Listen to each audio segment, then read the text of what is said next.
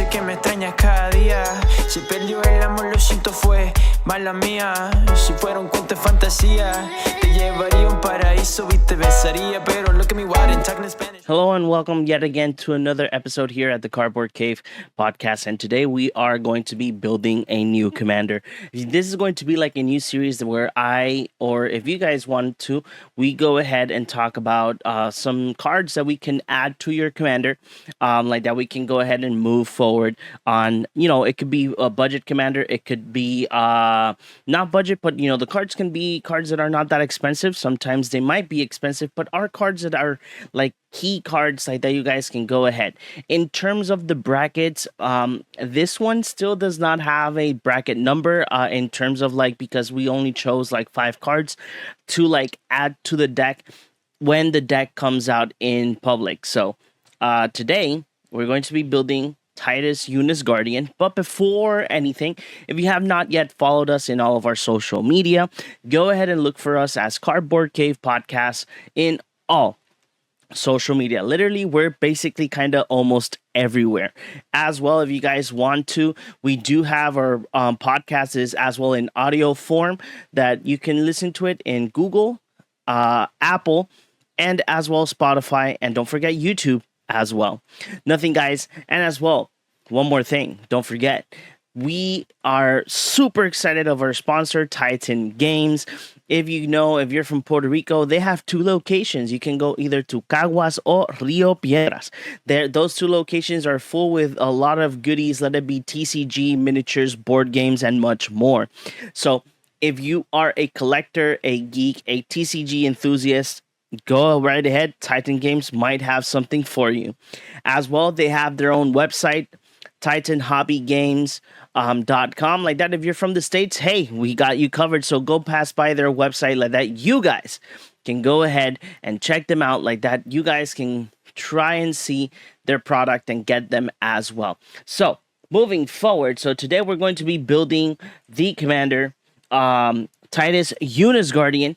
That as well, it already passed, but there was a pre-order in Titan Games. But don't worry, because they might have more product when the release of Final Fantasy comes out. So we're going to be playing with Tidus. Tidus is green, white, blue, legendary creature, human warrior.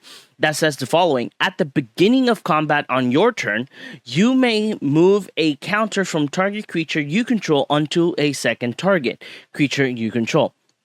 As well as cheer. Whenever one or more creatures you control with counters on them deal combat damage to a player, you may draw a card and proliferate. Do this only once each turn. So, I really do like the fact that Tidus is a great card because it still has that mechanic of, if you guys remember, in Final Fantasy X, he is a blitzball player. So, cheer is something that goes with that blitzball, teammate vibe. And as well, I love the fact that the first ability does go as well with that mechanic. Like, hey, if I have more counters than you, so I will provide you one. So what is our goal on this commander? Our goal on this commander is to make sure that all of our creatures get counters, and as well we can maintain the fact that Tidus can have as much counters as possible. The cards chosen in this bunch is cards that you might find already, and as well, not only that, these are cards that as well they're not that expensive due to the high printable the high reprints that they have. So I will be posting like the prices of the cards like next to them, like that you guys can know where you can find them. Let it be TCG Player, Card Kingdom. And I'll see if I can find another place as well, like that you guys can see the different prices. I will put non-foil versions of the prices, like that you guys get like not the cheapest one, but the better price ones, just in case if you are on a budget. So further ado, let's go ahead and start with our first card. I think this card was very popular in Modern. I think it's still usable in Modern with different decks, but it's not like on the meta. So its Hardened Scales is 1 green enchantment that says if one or more 1/1 counters would be put on a creature you control, that many +1, +1, +1, +1, +1 counters are put on it instead. Why this card? One, it could be a turn 1. A dork as well could be turn 1. But as well, the fact that you can have this as a turn 1 as well is good. Why? Because the fact that you can have a turn 1 enchantment that multiplies your counters, not multiply, it gives you an additional 1, but still 1 is better than none, right? So let's say, for instance, if you have a Land of War Elves and Land of War Elves is there, and what will happen next? So you have Land of War Elves, right? Land of War Elves is in your bin, and what you want to do is the following. So one of the things that you will love to do is, if you have Land of War Elves and you have already cards that provide counters, hey, you can make your Land of War Elves a 3/3 in turn 2 probably. Or turn 3 have him have, I don't know, a flying counter or whatnot. The good thing about Tidus is the fact that Tidus runs 3 colors is that you can mess around with the counters because Tidus says that you can move a counter.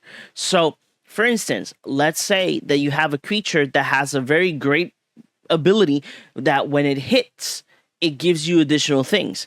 So, let's say that you that Tidus already has a flying counter. So at the beginning of combat, you move that flying counter to the creature that you wanted to have it and then swing away. Because as well, being the fact that you want to multiply these counters, Tidus can actually be a big creature and be difficult to either block or go through. So it is kind of a win-win situation. Now, our next card, as well as in the color green, most of these cards are green because, again, green is like the most popular color for multiplying things, literally. So our next card here in the bunch is Branching Evolution, my bad. It's 2 in green enchantment that says if 1 or more +1/+1 counters would be put on a creature you control, twice that many +1/+1 counters are put on that creature instead. Hence, got to say something about the how you're going to put this. So if you have multiple cards that multiply or give you that twice that many or anything, you have to know how to put them in the stack the correct way. In this case, if we had Hardened Scales first, and as well we have Branching Evolution, what does this mean? You would put Branching Evolution first as your first trigger. So let's say that you're putting two +1/+1 counters, so twice that many, so that means that will be 4, and then with Hardened Scales, that will be +1. As well, let's say that I think that if you put it the other way, it will be more. Yeah, I think it would be more. Yeah, so my bad. Scratch that. Scratch it. Beep. So if you had Hardened Scales first trigger, then those 2 counters will turn to 3. Being the fact that it's 3, then it will turn to 6. So it's more counters for your creature. So that means that your creature, let's say it's a 1/1. Let's say that it's your Land of War Elves. Your Land of War Elves will be a 7/7 mana dork, ready to swing away and bring havoc to your opponent. I was literally thinking about it, and I'm like, dang. Yep, I messed up. Next card is Ozolith, the Shattered Spire. It's from March of the Machines. It's 1 in green, legendary artifact. If 1 or more +1/+1 counters would be put on an artifact or creature you control, that many +1/+1 counters are put on it instead. It has cycling, so that means if you're way ahead of the game and you don't need it, you can cycle it, but it has another ability as well. So you can pay 1 in green and tap and put a 1/+1 counter on target artifact or creature you control, activate only as a sorcery. I imagine that there might be a way that you can abuse this, being the fact that you're in blue and you can have the Dramatic Reversal combo with Isikron's Scepter. and you can do like infinite mana, and you can put a lot of counters on your creatures. So this card can be abused in a way. Why? Because if you do have, like, let's say that you have 3. Yeah, okay. So let's say that you have Mana Vault and you have a Mox Opal. You tap Mana Vault, you pay the 2 to activate Isochron Scepter. Everything untaps. You tap everything. You will do Googleplex colorless mana, and then with Mox Opal, you can do green, blue, and white infinitely. So you can make Googleplex mana of those 3 colors as well. The important part about it is the fact that you're untapping. So as soon as you have Googleplex mana, you will start using this ability. It only says activate only as a sorcery. So when you untap, you go ahead and tap the Ozolith. All of your creatures get a lot of counters, because in this case, this is how you're going to do it. So Ozolith first, Hardened Scale second, and then Branching Evolution. So your 2+2+2 goes to +3+3, and then 2+4+4, and then 2+8+8, because it's twice that many. That's how you will like to put it in order. Why? Because again, it says it here that if 1 or more counters would be put, you +1. So that means that if it's a +2+2, it'll get 1. And then Hardened Scales will detect that it's already a 3, and then it will go to 4. And then from 4, it will go to 8, because Branching Evolution is the last one. The reason why you have to know how to stack this is because, remember, they do all go in effect, but it depends on the order that you want to put it. Why? Because it's the same thing as if you are a red player with different cards that multiply or double your damage. The sad part is that the person that actually puts the organization of those cards is the of the triggers would be your opponent, because they are the ones that are receiving the damage. But yes, you can actually make Ozolith the Shattered Spire. Quote unquote, it is an infinite combo, but your infinite combo is with your Mana Rocks and with Isochron Scepter. So it's not bad. Okay, our next card is the following. Okay, there we go. Whoop. Felidar Retreat. It is a high-costed enchantment, but the reason why I like Felidar Retreat is because the landfall trigger has 2 abilities. And the important one is the one for encounters. But if you are like in a, how do you call it? If you are in trouble, you can start creating the White Cat Beast creature tokens. So Felidar Retreat is a 3 colorless and 1 white enchantment. Has landfall, that whenever a land you control enters the battlefield, choose 1. You can either create a 2/2 White Cat Beast creature token, or you can put a 1+1 counter on each creature you control. Those creatures gain vigilance until end of turn. So what does this mean? That if you are constantly putting lands, in all sense, this card is great, because you will keep buffing up your creatures, and or you can be creating more cats.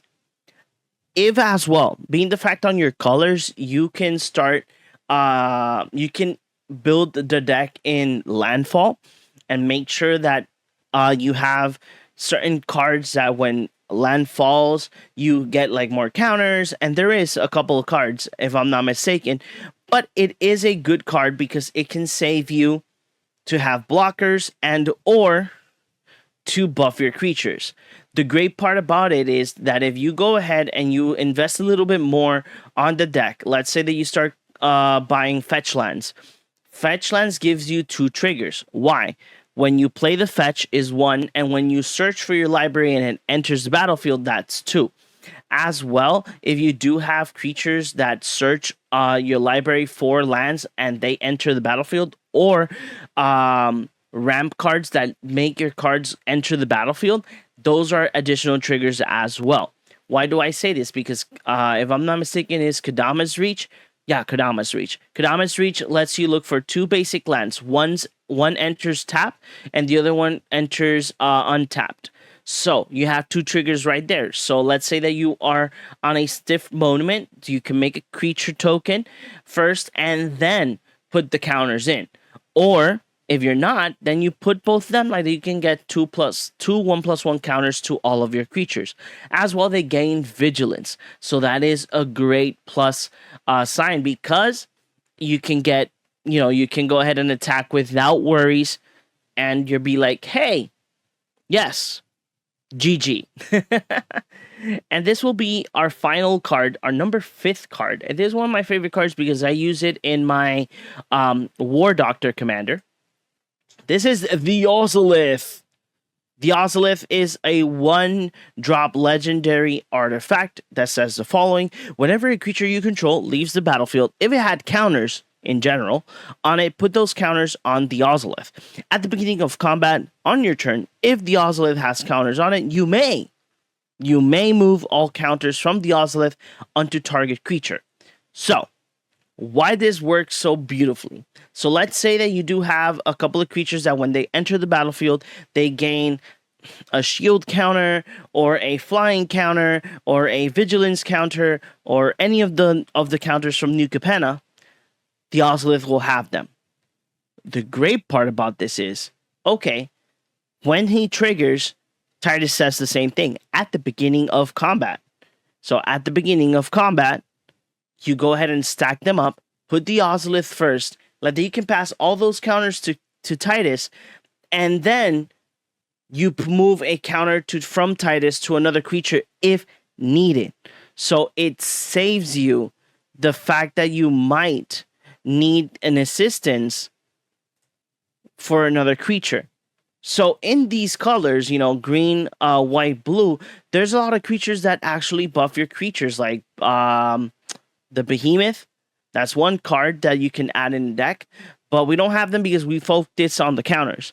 But still, having a lot of the cards that you can make sure that you can proliferate or make sure that your creatures are safe or whatnot, this commander is really interesting because you can go different routes. You can go heavy on the counters. You can go heavy on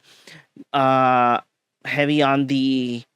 I said counters, and I'm like, wait, but I said counters. How can I do the other one? So counter spells. You can do a control counter deck where you gain counters, but as well you can have access to Force of Negation, Mana Drain, Force of Will. These cards that can actually protect everything in your board. You can go to another route where you have a balance of everything. That you have a balance on your creatures. That it's I would say a bracket, maybe a bracket 2.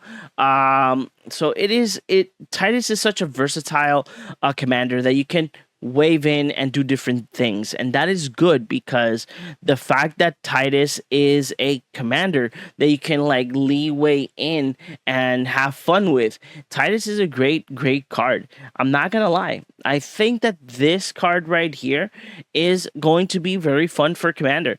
And like I mentioned, with one of the Ozolith already, there is a combo that you can do, and it's basically not a combo, it's just a way to make sure that all of your creatures have a lot of counters. So and as well, it is a lot of extra steps because you have to untap this, tap that, and start making Googleplex mana, and then after you do the mana, then you can start tapping the Ozolith and doing dramatic reversal with the scepter. So there is a lot of things that you can do moving forward with the Tidus build. So it is going to be a lot of fun, and I think that it's going to be a great deck as well. So I don't know. You guys tell me in the comments below what you guys think about Tidus, or if you have another idea on building Tidus as well. Nothing, guys. I hope you guys enjoyed this build with Tidus with these 5 amazing cards. There will be more builds